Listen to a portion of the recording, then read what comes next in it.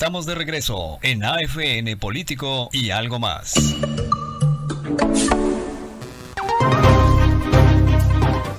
Ya estamos de regreso, muchísimas gracias por continuar con nosotros. Le quiero recordar que estamos transmitiendo hasta Mexicali, la capital de Baja California, a través de la 1120 de la radio Contigo, transmitiendo a través de televisión por cable, canal 73 de CNR estatal, y también en redes sociales. Así es que gracias por continuar con nosotros en esta edición de AFN Político y algo más, correspondiente este miércoles 29 de enero del año 2020. Y ya está con nosotros Sergio Martínez Moctezuma, que es el secretario del Trabajo y Previsión Social en Baja California, que tiene en sus manos asuntos pues muy calientes, francamente, ¿no? Tiene el comal lleno de ollas, porque son varios los asuntos que tiene en sus manos, y se estrenó en el cargo muy rapidito con un conflicto de huelga en una empresa productora de fabricantes de juguetes, en un tema que aquí hemos venido difundiendo puntualmente desde el inicio del problema, y es un tema que ya está en manos de la autoridad laboral, que es justamente la Secretaría. Secretario, bienvenido. Gusto saludarte, licenciado. Gracias, gracias, muy amable por la atenta invitación y un saludo a todo el amplio auditorio.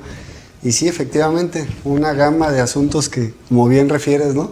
En términos más coloquiales, el comal está lleno así de muchas ollas y hay que estar atento, modulando las válvulas. Sí, ¿no? Porque te agarró, bueno, hasta bajo la lluvia, te llevó a instalar un módulo ahí afuera de la planta, en uno de los primeros momentos del conflicto, ¿no?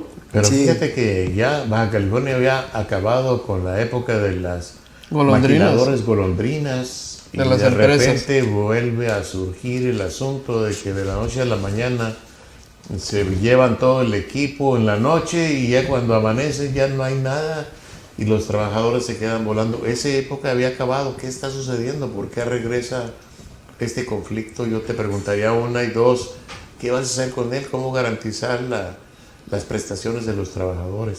Sí, claro, realmente es un asunto muy complejo, sin embargo, pues el público debe de conocer y les expreso que efectivamente la empresa Imperial Toy de México, Sociedad de Responsabilidad Limitada de Capital Variable, afirmo que fueron irresponsables porque aun cuando tenían, es una empresa que tiene 2 domicilios, es decir, tienen 2 plantas, aquí mismo en Tijuana, en el Parque Industrial Pacífico, con una diferencia de 5 minutos entre una y otra, y tienen un universo, o tenían un universo de trabajadores de 433 familias dependiendo de esa fuente de empleo, y afirmo que fueron irresponsables porque simplemente el propietario, el administrador único de la empresa que acabo de citar, Peter Tiger, estadounidense, pues prácticamente salieron por la puerta de atrás porque simplemente la empresa afirma que está declarada pues prácticamente según ellos en quiebra. Lo cierto es que nunca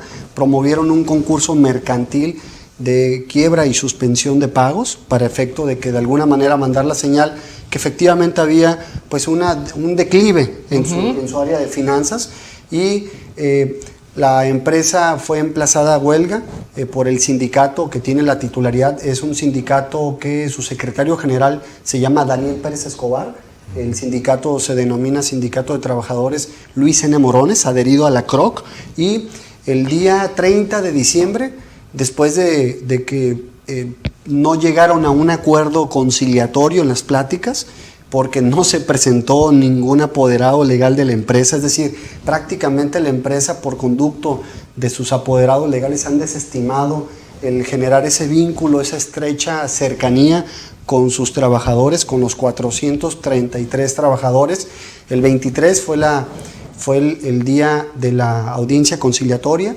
El 30 de diciembre estalla la huelga y evidentemente aquí nosotros, por instrucciones del gobernador Jaime Bonilla, a la inmediatez, ordenamos que hubiera justicia o administración de justicia laboral pronta y expedita, para efecto de que el sindicato a la inmediatez solicitara que se practicara el inventario. Se constituyeron, Enrique, y te comparto este dato, el 23 fue el lunes, el 23, 24, 25 y 26 y 27 de diciembre, aproximadamente 12 actuarios, si el dato no me falla, de la Junta Local de Conciliación y Arbitraje de la ciudad de Tijuana estuvieron constituidos en la fábrica para efecto de que practicar el inventario. Ya he trabado un embargo precautorio para efecto de que los trabajadores sí tenían el temor fundado de que la empresa no se sustrajera algún mobiliario, y sí hicieron varios intentos, porque a nosotros nos manifestaron los trabajadores porque nos constituimos directamente a la empresa por conducto de la Dirección de Inspección del Trabajo. En cuanto nosotros tuvimos conocimiento de ello, inmediatamente se acercaron los inspectores y el director para efecto de saber recoger las inquietudes y qué era lo que estaba aconteciendo y si la noticia publicada a través de redes sociales correspondía a una realidad. Y a partir de ahí nosotros, como dicen coloquialmente en México, agarramos el toro por los cuernos, hicimos lo que correspondía. Ahorita, en su momento oportuno, nosotros, por conducto de la instrucción que nos dio el gobernador Jaime Bonilla, él me manifestó: Sergio, esta parte no se puede quedar así, no podemos dejar en la orfandad a este universo de familias. Y el día 13 de enero, la Secretaría del Trabajo y Previsión Social del Gobierno de Baja California, por conducto de una dirección que se llama Dirección del Servicio Nacional del Empleo, que depende de la Secretaría del Trabajo, estábamos, Enrique, practicando una feria de empleo exprofeso en el exterior de la empresa Imperial Toy, aquí en Tijuana, en el Parque Industrial, para efecto de ofertar empleo, más o menos un universo de casi 3,000 vacantes. Ese día llevamos listos para, con las empresas participantes, ofrecerles a los empleados o ex empleados una alternativa de incorporación en el mundo del trabajo. Y otras cosas que ahorita poco a poco yo te puedo ir desmenuzando poco a poquito para efecto de que, atendiendo la pregunta de ambos, de manera puntual y a ir focalizando mis respuestas concretas. Pero sí se quedó el mobiliario de la empresa y el equipo en Tijuana. Sí. Está garantizando los bienes de los trabajadores, porque aunque se declaren en quiebra, creo que tienen derecho a un mes de indemnización, ¿no? Por lo menos.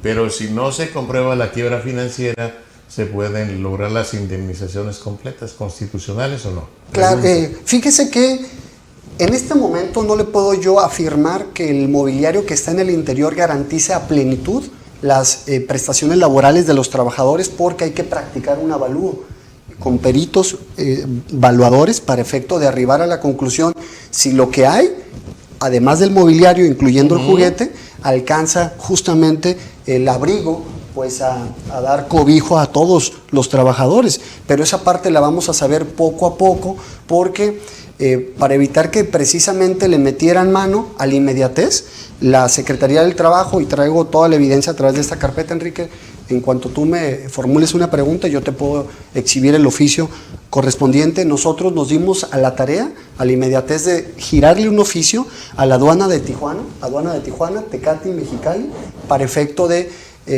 establecer como una medida cautelar que coadyuvaran con nosotros para evitar que algún posible tráiler conducido por alguno de los trabajadores prácticamente exportaran el equipo o lo internaran a la Unión Americana y que le perdiéramos de alguna manera el vínculo, para que llegado el momento, pues que lo que está, cuando menos, pueda resarcir un poquito o cubrir un poco el universo de los derechos generados por los trabajadores. ¿Intentaron llevarse el equipo? Sí, de hecho los trabajadores prácticamente son los guardias de seguridad, se turnan ellos en las dos plantas, y sí me expresaron en su momento que hicieron varias, ahora sí en términos más coloquiales, varias intentonas por conducto del área de la administración de la empresa.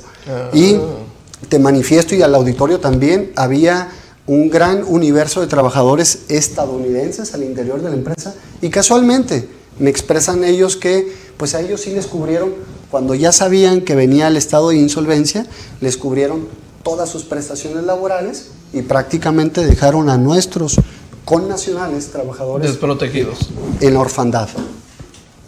Qué bárbaros.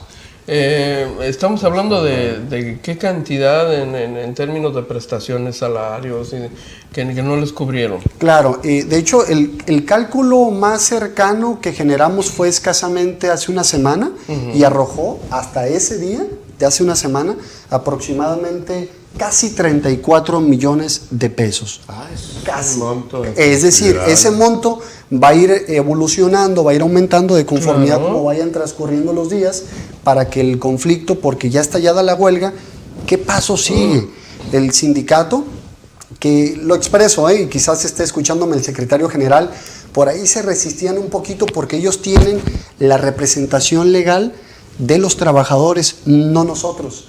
Es decir, ellos tienen lo que llamamos nosotros la legitimación procesal activa, y yo les expresé a ellos, oye, Daniel Pérez, tienen ustedes que promover a la inmediatez, se traba el embargo precautorio, porque posiblemente puedan llegar otros acreedores y se van a colocar en primera posición, aunque estamos conscientes que el derecho de los trabajadores es un derecho preferente, pero en lo que de alguna manera se promueve lo que corresponda y las actuaciones, pues va a llevar tiempo. Papelito habla. Así es, y definitivamente había que privilegiar el derecho de los trabajadores. Y yo entiendo que eso generó algún momento de tensión entre el sindicato y la autoridad, ¿no? Yo supongo que el sindicato debe haber sentido hasta como una intromisión, ¿no?, en sus manejos. Pero finalmente ya se pusieron de acuerdo, ya definieron el asunto. Sí, fíjate que si ellos aducen esa parte al interior del sindicato, que estén conscientes que finalmente la instrucción es muy específica del gobernador Jaime Bonilla, es tutelar el derecho de todos, es trabajadores, empleadores y organizaciones sindicales, pero particularmente vamos a privilegiar vamos a tutelar el derecho de la población más sentida, que en este caso son los trabajadores. Hemos conversado, hay un excelente entendimiento, una buena comunicación. Sí fue un poco tensa la reunión en su momento oportuno.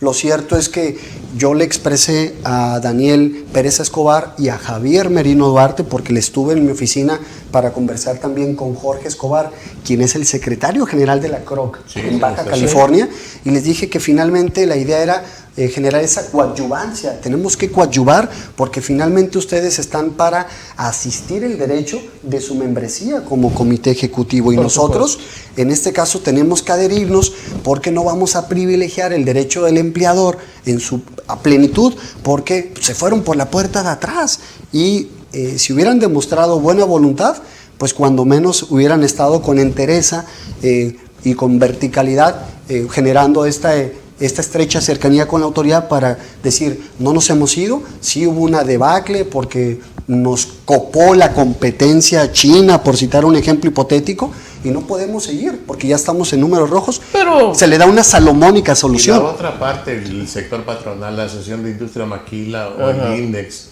¿no ha hablado por la empresa? ¿No tenía representación ahí con ellos? Fíjese que estaba al margen de las agrupaciones.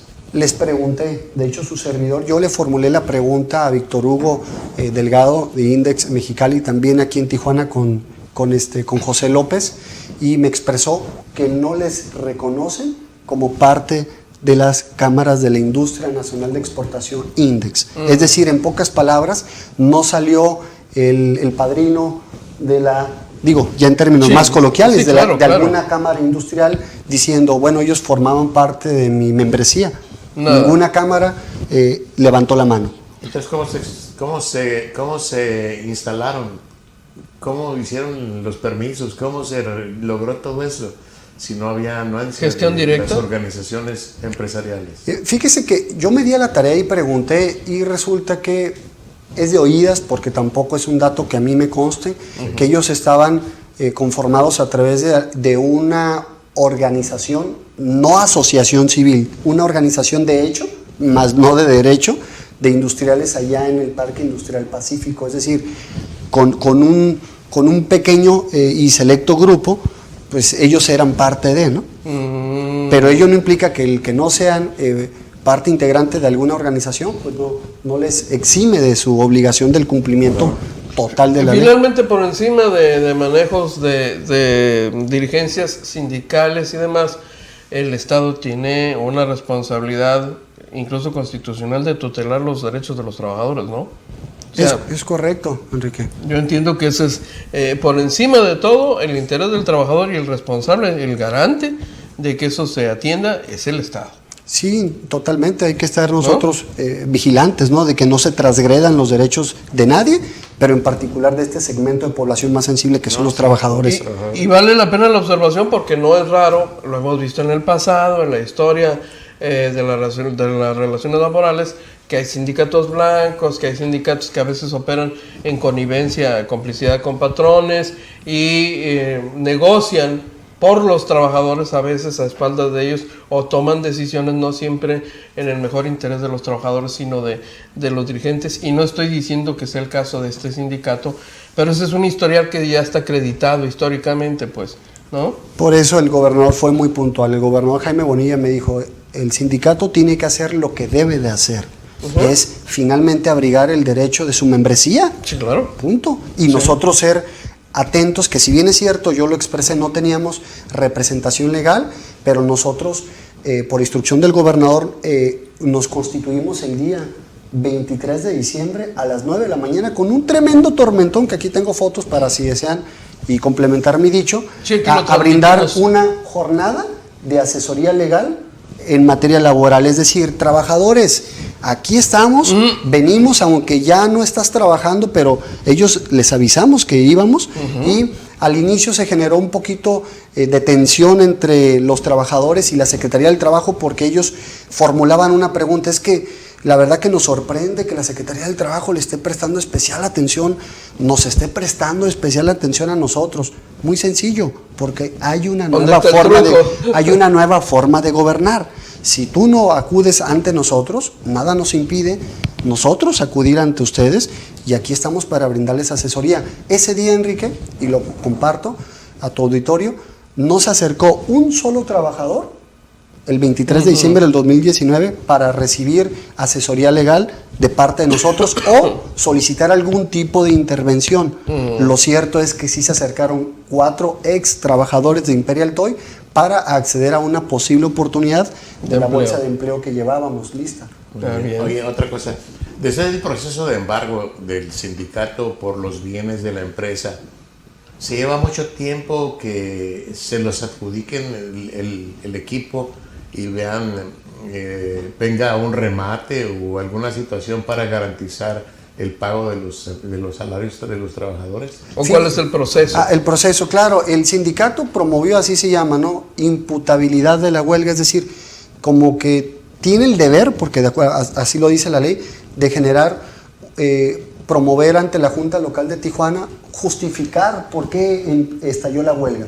Sí. Entonces, derivado de ello, haga de cuenta que no comparece la otra parte, porque sí le dan vista y no compareció, es decir, nunca han comparecido los apoderados legal de Imperial Toy, y a partir de ahí inicia un juicio que se llama el juicio ordinario laboral, es decir, de conciliación, demanda, excepciones, ofrecimiento, admisión de pruebas y desahogo. Entonces, de todas esas etapas se le tiene que correr traslado, en este caso mediante boletín laboral, a la contraria, que es Imperial Toy, para que ellos tengan la oportunidad de ser oídos y vencidos. Van en rebeldía porque nunca contestaron. Por supuesto. Y en cuanto concluya esa parte, inmediatamente viene el laudo e inmediatamente se va a generar lo que es los dictámenes periciales de avalúo, es decir, para saber cuánto es lo que reclama en el cálculo el trabajador de todo el universo, porque posiblemente se resuelva atendiendo su pregunta. Estimo yo que pueda haber justicia laboral inmediata o pronto y expedita en 4 meses, porque no podemos quebrantar los plazos fijados en la ley. Entonces, de 4 a 6 meses aproximadamente estaríamos hablando que el procedimiento concluiría aproximadamente, para después generar lo que se llama primera almoneda, es decir, el remate, someter al remate primera almoneda, segunda almoneda, para ver si llega algún posible interesado, y a partir de ese momento, pues si lo hay, generar el cálculo. Si no, al final se le adjudica a los trabajadores todo el universo de lo que hay precisamente trabado en el embargo, que ya está practicado el inventario. Sí, ¿el problema sucedió en las 2 plantas o solo en una? Tú dijiste que tienen las 2 al mismo tiempo, simultáneamente. Es correcto, porque es la misma empresa. Por supuesto. Sí. ¿Y dónde los notificas? Si no mediante boletín laboral. Como se fueron en rebeldía, todas las notificaciones. La primera es se intenta personal o directamente en el establecimiento y dice la ley. Del edicto, pues. Exacto, las subsecuentes van a ser pues a través del estrado, ¿no? O boletín laboral. Consecuencia, ¿no trae ningún conflicto internacional que ellos llamen a que se abusó de parte de la autoridad de los trabajadores con ellos? Te pregunto. Claro, fíjese que atendiendo su pregunta, porque me decían algunos trabajadores, porque yo me constituí directamente, Enrique, yo fui directamente allá con ellos y les digo, nosotros el día, y aquí traigo el oficio, el día 6 de enero enviamos un oficio atendiendo su pregunta a la cónsul general de los Estados Unidos de Norteamérica en Tijuana, para que de manera detallada y pormenorizada informarle a la cónsul Sui Sarnio para efecto de que decirle el conflicto, cómo derivó, cómo surgió y que los documentos que nosotros tenemos de conformidad a lo que obtuvimos en el registro público de la propiedad y de comercio, que aquí está, el administrador único de la empresa casualmente es un estadounidense.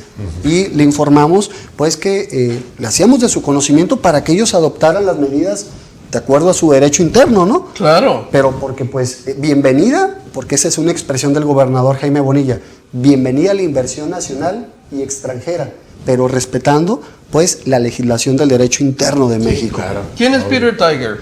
Peter Tiger es un estadounidense que hasta donde tengo conocimiento radica en San Diego y es el administrador único de la empresa Imperial Toy de México, sociedad de responsabilidad limitada de capital variable. ¿Algún antecedente que le conozcan? Empresarial, etcétera. Sí, dedicado pues al ramo del sector de elaboración de juguetes, porque tenían ellos otra planta en San Diego, hasta donde tengo conocimiento. Ah, muy bien. Que allá se llama, tiene otro nombre, ¿no? Allá, déjame ver si tengo el dato. Sí, allá se llama Imperial Toy LLC. Aquí. ¿Puede alcanzar la justicia mexicana, laboralmente hablando, a un extranjero en un caso como este, por ejemplo? Fíjese qué interesante su pregunta, Enrique. Yo afirmé durante mucho tiempo, una vez que derivó todo esto, que desde mi apreciación, la misma empresa había incurrido hasta cierto punto, o ellos, en la posible comisión de algún delito, en un fraude específico, atendiendo de que se declaran en insolvencia económica para eludir su responsabilidad con los acreedores. Y lo cierto es que pues nunca promovieron un concurso mercantil de quiebra y suspensión de pagos. Entonces muy fácilmente ahorita nos lavamos las manos en términos más coloquiales y digo que ya no puedo y me voy por la puerta atrás como un bandido y dejo en la orfandad y ya no pasa nada. Entonces mi invitación fue con el sindicato y yo se los expresé, valdría la pena que para que de alguna manera ustedes abrigaran el derecho de su membresía, presenten una denuncia y que sea la Fiscalía General del Estado la que determine si hay o no hay elementos para vincularlo a proceso, atendiendo lo que yo les acabo de compartir. Y porque yo no afirmo que definitivamente tenga una plena comisión del delito, eso se va a determinar durante la carpeta de investigación, pero sí hay elementos, sí hay elementos para que de alguna manera, a ver, ¿cómo que te fuiste por la puerta de atrás? Y muy fácilmente llegas, instalas una empresa, das empleo, te allegas de recursos y te generas un caudal de monopolio para ti, de dinero, de riqueza, y después te vas y eludes tu responsabilidad. ¿Cuántos años tenía trabajando ya? La empresa tengo el dato aquí para ser específico, vigencia de 20 años. ¡Ay, caramba! 20 años, allá por los 2000. Sí, claro, tenían una buena capacidad económica. Según ellos no, pero sí tenían, pues claro, o sea, sabían lo que estaban haciendo. Y yo lo único que deseo y que aspiro de todo esto es que los apoderados legales actúen con verticalidad, con transparencia, y que al rato no vayan a salir con que había una tercería donde las máquinas no eran propiedad de la empresa y que pues son reclamen la propiedad. Que había un arrendador que era el que nos arrendaba las máquinas. Y viene por su equipo. Y viene por su equipo. Es decir, esta parte lo establezco porque, espero que, como dicen coloquialmente, que la boca se me haga chicharrón en esa parte. Pero bueno, toco madera, como dicen, Enrique. Claro, pero sí puede persistir. Espero que no, pero... Podría ser el caso, pero yo entiendo que la ley mexicana establece esos supuestos, ¿no? Los prevé. Hay un capítulo en la legislación laboral que se ocupa de ese tipo de casos, ¿no? Pues sí. Porque tienes que garantizar como autoridad la protección de los derechos contraídos, de los derechos de los trabajadores. Por eso se puede embargar y rematar para darles a los trabajadores su dinero. Pero ¿qué pasa si se llegase a presentar un caso de estos? ¿Cómo se resuelve jurídicamente? Digo, por eso establezco, ¿no? Ajá. Y doy el beneficio de la duda. No me gustaría estar inmerso en una situación de esta naturaleza y no generar con mis expresiones alguna incertidumbre o zozobra en los trabajadores que están muy atentos en el debido seguimiento. Apelo a la buena voluntad del sindicato, que seguramente va a actuar de manera impecable, conjuntamente con los apoderados legales que ahí están, pero no han asomado la cabeza para efecto de comparecer en el juicio. ¿Correcto? Bien. Es decir, no me quiero situar en una posición... Sí, porque hay representantes mexicanos. Claro. ¿No? En esta ciudad, de esta empresa. Sí. El hecho de que no se hayan aparecido no quiere decir que no estén ahí. Que no estén atentos. ¿No? Sí. Entonces, ¿qué pasa en ese escenario? Si hay una tercería. Digo, si hubiera el caso, pues definitivamente, primero revisar bien el cuándo se promovió, definitivamente, ver también que todo sea legítimo y que no haya sido ninguna de las partes, para no citar a quién, porque igual con mis expresiones puedo lesionar algún interés, y que haya pulcritud, definitivamente, porque si hay una tercería que pueda ser genuina, pues sí estaríamos hablando de una situación bastante compleja, en el sentido de que te quieres tú, correcto, hay un gran universo de mobiliario, pero estas 10 maquinitas, por citar un ejemplo hipotético, estas fueron arrendadas y aquí está el arrendador. Pero entonces, y el arrendador exhibe facturas donde, como tú, sí, trabaste el embargo precautorio, pero al final tú no te las puedes adjudicar porque el señor A es el propietario y aquí están las facturas. Pero yo te pregunto, en este caso, el fraude sería del que las arrendó a la compañía, no los trabajadores. Y están fuera del territorio de Estados Unidos porque estaban a salir de propiedad estadounidense, no nacionales. Claro, sí. Te lo estoy diciendo, ¿verdad? Sí, en serio. Dice, sí, oye, claro. Está bien. Entonces te defraudó él a ti por rentar y llevarse las máquinas allá. Digo, bueno, hay muchos supuestos, Sí, ¿no? sí, No claro. sé. Sí, claro. Digo, cosas a los que van a tener que ver en su momento, pero sí, pues... Hasta ahorita no es el caso, pero claro, está latente de mi parte expresarlo para que... Sí, porque él defraudó al que le rentó las máquinas y no los trabajadores. Los trabajadores son víctimas también igual que él. Por eso yo insisto, y mi invitación fue para Jorge Escobar, para Javier Merino Duarte, secretario general de la CROC en Tijuana, para el secretario general del sindicato que tiene la titularidad de este contrato colectivo, es, ¿por qué no presentar una denuncia por el delito que yo señalo y si ustedes consideran algún otro, y ya que sea la fiscalía la que determine si hay elementos o no para integrar el cuerpo del delito, ¿no? Dejar el antecedente. Sí, claro. Y vuelvo a reiterarlo, porque si me está viendo, para que de alguna manera esté consciente que finalmente la postura del gobernador ha sido tutelar el derecho del segmento de población que siempre ha sido transgredido en sus derechos, que son los trabajadores. Eso es un precedente muy importante de que, como tú dijiste, en la definición del gobernador puede venir todos los que quieran invertir, siempre y cuando cumplan con las leyes y se respete el derecho de los trabajadores. Se respeten sobre todo los derechos de los trabajadores. Claro. Porque es importante, ¿no? Y todos vienen porque tienen un interés de obtener un beneficio. Pues también que estén dispuestos a garantizar que el día que se tengan que ir se cubra lo conducente. Tocayo, ¿qué te parece si le entramos al otro tema que es también importante? No, sí, el otro que... El del periódico mexicano. Digo, porque es muy icónico, ¿no? Yo trabajé 44 años ahí. Claro. Entonces, digo, bueno, pues sí me interesa. ¿Cuál es el estatus? Correcto. El estatus es que el pasado 20 de enero, el sindicato de los trabajadores del editorial Quino, porque sí es editorial Quino, estaba viendo yo en contra de quién se presentó la huelga, y se presenta por parte del sindicato por conducto de Eligio Valencia Roque en su calidad de secretario general de ese sindicato, emplaza a huelga a editorial Quino SADCB derivado. Aduce el mismo secretario general, don Eligio Valencia, que se les adeudan más de 30 semanas de salario. Asimismo, entre el pliego petitorio establece que se reconozca por escrito la antigüedad y salario de cada uno de los trabajadores, así como las semanas cotizadas y pagadas al Instituto Mexicano del Seguro Social y al Infonavit. Y por otro lado, se solicita el aumento de los salarios que cobran en el tabulador de los empleados en un 50% más el pago de 30 semanas, ¿no?, de lo que está pendiente. Y en términos generales, es esto lo que ellos solicitan en su pliego petitorio, lo cual es muy legítimo, porque 30 semanas, haciendo más o menos el cálculo, pues casi son 6 meses.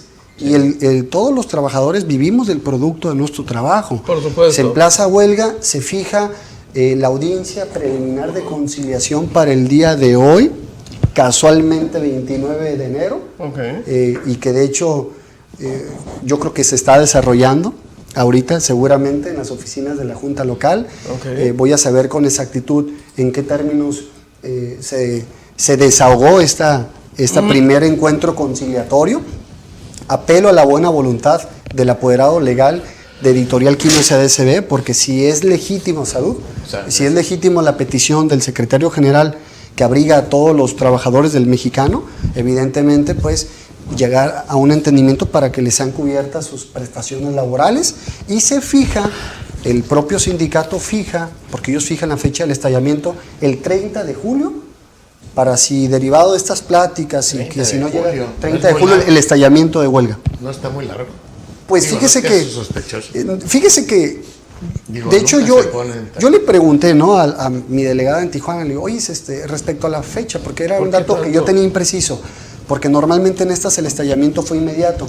En Han de México, otra huelga que estalló, Han de México SADCB, y me decía que el sindicato que tiene la titularidad del contrato colectivo y el que emplaza a huelga, pues es el que de alguna manera más o menos ve los momentos para fijar la fecha o solicitar que se establezca esa fecha de estallamiento de la huelga, y por eso se fija hasta el 30 de julio. Yo quiero llegar a la conclusión que de la audiencia que concluye ahorita, o que ya haya concluido, pues hayan llegado a un entendimiento, o hayan avanzado para reanudar con las pláticas conciliatorias. ¿Quién es la dueña de todos? ¿De toda la empresa? Editorial Quino, ¿es la dueña de todos los bienes del periódico El Mexicano o solamente de una parte? Te pregunto. Esa parte habría que saber con mucha precisión. Yo tenía conocimiento, y esto porque me lo dijeron otros trabajadores con los cuales tengo relación, porque llevamos amistad, de que ya cambiaron el nombre de la empresa desde hace mucho. Ecoli, algo así, ¿verdad? Efectos fiscales y legales. Ok, esa parte habría que revisarla. No sé, la verdad, yo no tengo interés en que se proceda o no proceda, sino porque pues es una cosa icónica, ¿no? El mexicano, toda la población de Baja California lo conoce, pues tiene fundación de 60 años, Sí, fíjese. Surgió el 5 de octubre de 1959. Sí, ya es algo... Entonces, lo conoce toda la sí, claro. Es por eso, ¿no?, que está uno interesado, no por otra cosa. No, sí, claro. Va a pasar lo que tenga que pasar y no hay problema. Claro. Esa parte, fíjese que en este momento yo no tengo el dato, porque habría que revisar directamente con el secretario general del sindicato, don Eligio Valencia, si tiene él... si él hubiera tenido ese dato, yo creo que hubiera emplazado a las dos. Emplaza a Ecoli, ¿verdad? Ecoli se llama. No sé cómo se llama. Pero sí, ¿verdad? Sí. Pero emplaza a Editorial Quino SADCB. Entonces, audiencia hoy. Quiero pensar que ahorita se está desarrollando. ¿Sería la primera? Sería la primera. Bien. Y próximamente, si no llegaron a un entendimiento o si van avanzando, ver cuáles son los puntos divergentes, qué es lo que reclama el sindicato y lo que afirma la empresa, de que no, tú me estás reclamando 30 semanas de salario y yo puedo demostrarte que yo te cubrí 5, entonces ya no te debo 30, te debo 25, y es donde empieza el buscar el equilibrio y la negociación. Ojalá lleguen a un equilibrio, pero si les deben 30 semanas, pues ni es fácil, porque yo creo que no tienen los elementos económicos suficientes para cubrirlas, más los gastos de operación, y pues va a ser imposible que se logren resarcir pronto. Ojalá lleguen a una buena conclusión. Mi interés es ese, no tengo ningún otro interés. julio, entonces el plazo 30 de julio para el estallamiento, el posible estallamiento de la huelga. Y apelamos a la buena voluntad de las partes, ¿no? Porque a ninguna entidad federativa nos conviene enviar una señal equívoca a los inversores nacionales y extranjeros de que no hay armonía laboral. No, entonces quebranta el segundo clima de efecto tranquilidad. Es de orden político, porque es un medio de comunicación muy importante. Además, y tiene muchas repercusiones, no es uno solo. Pero además, ¿cuántos trabajadores están siendo representados en esto? ¿Afectados? El mexicano, fíjate que espero traer ese dato, Enrique. En este momento no tengo. Debe estar contenido dentro del expediente, no me lo traje, solo me traje la carpeta de evidencia que nosotros hemos ido conformando, puntualizo, no me traje el expediente de la Junta Local de Conciliación y Arbitraje, me traje una carpeta que nosotros fuimos compilando de toda la información de Imperial Toy, porque no puedo hacer esa parte, no puedo generar una intromisión, que si bien es cierto la Junta Local depende de la Secretaría del Trabajo, tengo que ser respetuoso de su plena jurisdicción. Entonces tendría que revisar el expediente, y si lo puedo hacer allá directamente, y ya después les comparto ese dato. Secretario, aprovecho antes de que nos gane el reloj. Vienen cambios en materia laboral, desaparecen juntas, se centralizan, hay cambios, hay un nuevo modelo, y hay gente que nos ha preguntado aquí, oye, ¿qué va a pasar? ¿No? ¿Cómo está eso de que las juntas desaparecen? Entonces, la intención también de invitar a la Secretaría aquí a esta mesa a hablar de estos temas es justamente tranquilizar a quienes tienen esa inquietud sobre si esto va a cambiar en algo el esquema de trabajo en Baja California. Claro, qué oportuna tu pregunta, Enrique. Porque se acaba de publicar la ley hace como 3 semanas, ¿no? La ley federal en la materia. Sí, y vienen derechos muy importantes, entre ellos la libertad de sindicación. Digo, hablando ya al final llego con la parte medular que es la administración de justicia laboral. Los trabajadores tienen la entera libertad de decidir a qué sindicato pertenecer. 2, el trabajador determina si es su voluntad o no de cubrir cuotas sindicales. Es una potestad que le traslada la ley para efecto de que si él no desea, basta con que el trabajador manifieste en un escrito libre dirigido al empleador y le solicite que no le descuenten mensualmente su cuota sindical. Por otro lado... Pero no se queda como trabajador libre. No, es parte del sindicato, es decir, no le aplica... Exacto. Sigue siendo parte de la organización sindical. Ello no implica que si no aporto me vas a excluir pues de la organización sindical. Que de hecho había una cláusula de exclusión que existía. Claro. A propósito de excluir, ¿no? Sí.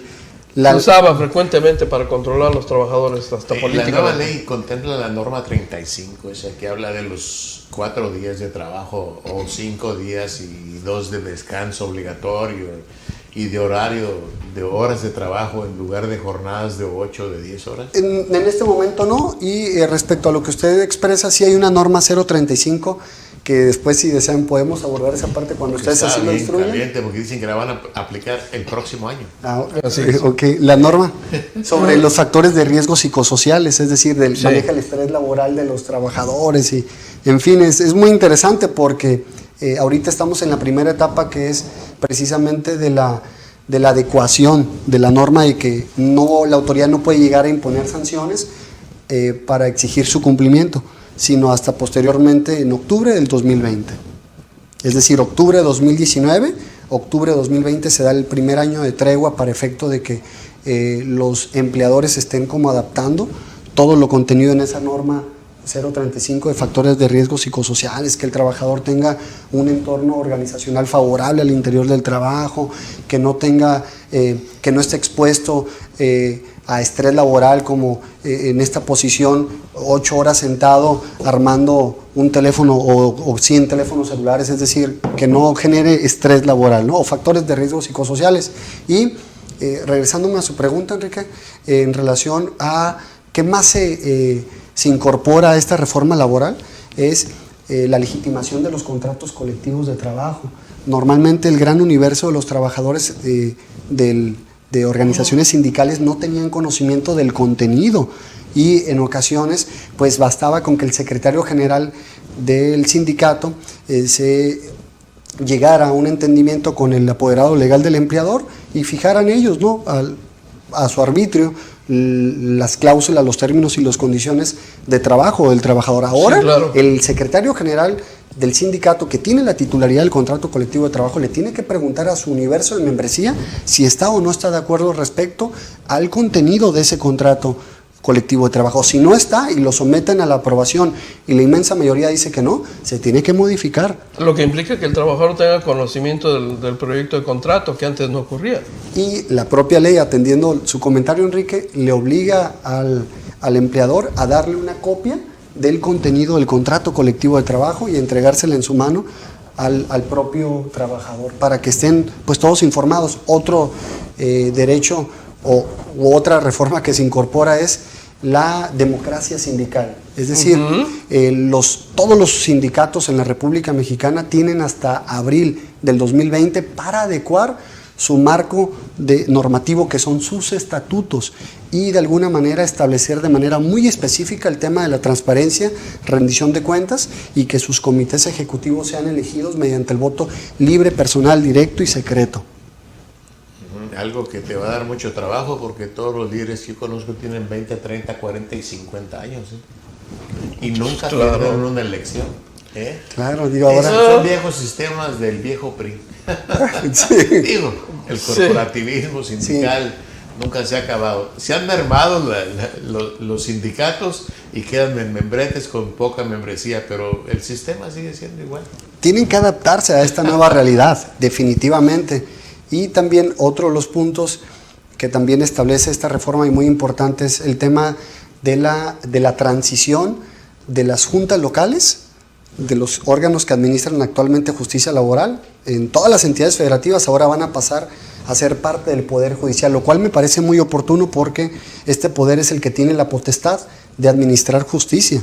Y ahora entonces se van a crear las juntas locales, prácticamente pasan a un segundo término, se constituye un órgano descentralizado que se llamarán en todas las entidades federativas centros de conciliación, lo cual antes de que el trabajador demande formalmente ante el juzgado laboral a un empleador, primero tiene que agotar la fase conciliatoria y echarle toda la carne al asador durante 45 días para llegar a este centro de conciliación, que va a ser un órgano descentralizado de la administración pública de los estados, para efecto de que el trabajador llegue y presente ahí su inconformidad. Se va a citar al empleador y se van a intentar avenir los intereses de ambos. Si no hay conciliación, entonces se le va a expedir una constancia al trabajador para efecto de que acredite, cuando instaure formalmente una demanda y ejercite su acción ante el juzgado laboral, exhibir y acompañar a su demanda esta constancia de que no hubo acuerdo conciliatorio y si lo agotó. Y si lo agotó, entonces ya los juzgados laborales tendrán esta responsabilidad. Las juntas locales va a llegar el momento en que van a desaparecer, porque nada más hasta se va a cerrar la llave hasta mayo del 2022, que es prácticamente cuando se va a generar esta etapa transicional, y ellos van a tener la potestad de agotar todos los juicios que tengan pendientes, porque no todo lo que está se va a mandar a los juzgados laborales allá. Empezarían como aquí empezó en su entonces nuevo sistema de justicia penal, es decir, empiezan desde cero y pues las juntas van a tener que desahogar y con prontitud y emitir los laudos y pronunciarse y agotar todas las fases procedimentales, y al final... Y contemplan la defensoría del trabajador, porque la mayor parte de los trabajadores no tienen los conocimientos legales ni jurídicos para presentar ninguna promoción ante las juntas en el caso de la violación a sus derechos, decir, oye, pues a mí no me pagan, o me pagan mal, o no me están pagando pero no tienen la forma ni de hacer un escrito, ni de hacerlo jurídicamente legal, completo, como debe de porque ser. No sabe. Habrá quien los vaya a asesorar. Fíjese que qué interesante. Es el gran universo, Los sindicatos esos se la rifan solos. Pero el trabajador común, el de la calle, donde son más miles, esos van solos. Qué interesante su pregunta, don Enrique. Actualmente sabemos que en el Estado, cuando existe una defensoría pública, antes llamada defensoría de oficio, sí, así es. Una persona se quiere divorciar y no tiene la capacidad económica, llega y solicita la intervención del Estado, ¿no? Entonces, Este es el gran reto y desafío que tiene el Poder Judicial del Estado de Baja California. Bueno, en este caso la Defensoría Pública depende del Poder Ejecutivo, ¿no? Pero también se tiene que incorporar este elemento que serían los defensores que estén especializados en materia laboral, sí, definitivamente.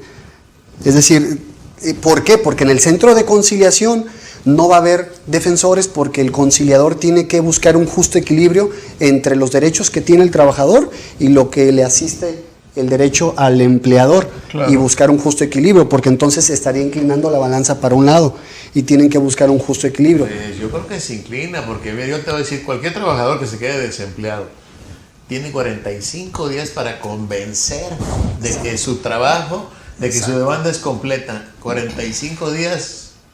¿Qué come? ¿De qué come? Número uno, tiene que trabajar otra vez, claro, y tiene que acudir al tribunal a solicitar que siga el procedimiento legal. ¿Cómo le va a hacer?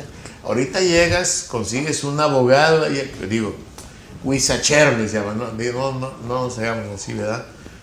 Llegan, consiguen, presentan su demanda, se la reciben, ya está el proceso todo. Y llegan hasta el que llegue la conciliación. Ahora 45 días para convencer que los puedan citar. Sí, digo, en este caso serían 45 días y creo yo que con conciliadores en este centro de conciliación de las entidades federativas altamente capacitados pueden lograr acuerdos importantes en beneficio de las partes, ¿no? Para efecto de que lleguen a un entendimiento y que el asunto se concilie y también se despresuriza la actividad que posiblemente puedan tener las cargas, los juzgados laborales. Y es lo que nosotros hacemos actualmente, Enrique, a través de la Procuraduría Estatal de la Defensa del Trabajo. Llega un trabajador actualmente, ¿cómo lo hacemos? Llega un trabajador que aduce despido injustificado, o es enero 29 y no me han cubierto el aguinaldo, tenía que haber sido cubierto antes del 20 de diciembre del 2019, y le generamos un citatorio para efecto de que él se lo entregue al empleador, y si el trabajador nos dice, no, es que yo no tengo buena relación con el empleador, mandamos a ni le abren la empresa, mandamos a un inspector para efecto de que le acompañe, que sea entregado y que, por supuesto, comparezca el empleador en una audiencia de conciliación y echamos toda la carne al asador para llegar a un entendimiento, porque si nosotros logramos un resultado satisfactorio al final, va a ser un asunto menos que no va a conocer la Junta de Conciliación. Estadísticas, ¿cuántas demandas se presentan en el año? Tú debes tener el conocimiento. Sí, claro, de hecho le comparto. Para hablar nomás de lo que estamos hablando, de cómo le van a hacer los trabajadores. Sí, de hecho, don Enrique, le comparto que tengo aquí el dato de los asuntos que tenemos nosotros en trámite. En Tijuana tenemos hasta el 2000 en juicios en trámite, hasta noviembre del 2019, de juicios en trámite ya desde el 2017-18, 6.274 juicios. Pero ¿cuántas demandas presentan los trabajadores libres? Los que no están en sindicalizados. Ok, perfecto. ¿Cuánta es la estadística de movilidad? Claro, tengo el número de conciliación, y el número de conciliación finalmente, en el juicio en trámite es porque hay demanda, lo que acabo de referir, pero en los asuntos que no llegan a demanda y que llegan a una conciliación, tengo el dato de los convenios que se efectuaron con empleadores hasta el 31 de octubre del 2019, 8.681. ¿En Tijuana o el Estado? En el Estado, en todo. Bien. Es un dato que arroja el Estado, sí. 8.661 asuntos de convenios realizados. Ello implica y que tradicionalmente el 80% menos demandas, 8.000. ¿Mande? 80 o 90% de los convenios esos los gana el trabajador. ¿Salen favorables? Casi me atrevo a afirmar que si el trabajador firma el convenio es porque el trabajador está de acuerdo, consciente, y se adhiere al acuerdo que le plantea, la propuesta planteada por el empleador. Acepta condiciones, sí, claro. Secretario. Un cúmulo de trabajo. Sí, hombre. El secretario nos ha ganado el reloj. A mí me encantaría que